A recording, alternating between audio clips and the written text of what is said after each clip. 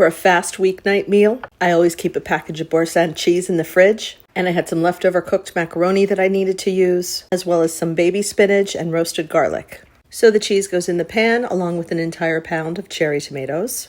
And I'm going to use the rest of my baby spinach because it's getting close to past its prime, and some roasted garlic that I had in the fridge that I needed to use. And I probably should have put the spinach under the tomatoes, but it's all good. Drizzle with a little bit of olive oil, a dash of red pepper flakes, followed by a big pinch of kosher salt and a bunch of black pepper.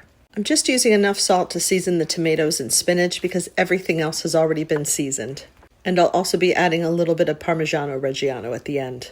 You can keep it super simple and just use the Boursin cheese with the cherry tomatoes, but I like varying it depending on what I have around.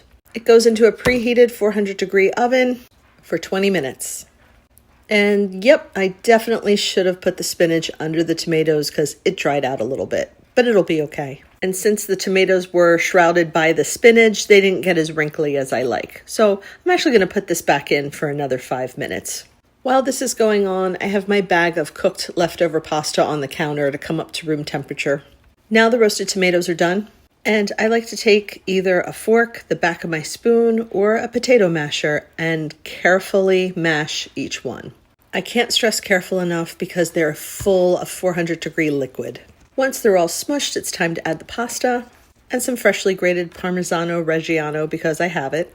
And then I just need to mix this really well, and I'll add some starchy cooking liquid to help emulsify the sauce. And the very observant viewers are going to say, but wait, this was leftover pasta. Where did you get that pasta liquid? I didn't have any pasta liquid yet, so I used a dupe that I did a video on right before this one.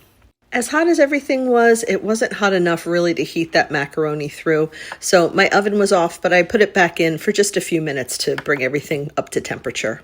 Then a little bit more starchy liquid and mix it completely. That sauce really likes to hide underneath. And then it's time to plate up. I make some variation of this at least every other week, and we're all enthusiastic about it every time. It's really delicious. Save this video to come back to it because I highly recommend that you try it. Thank you so much for watching all the way till the end, and happy eating!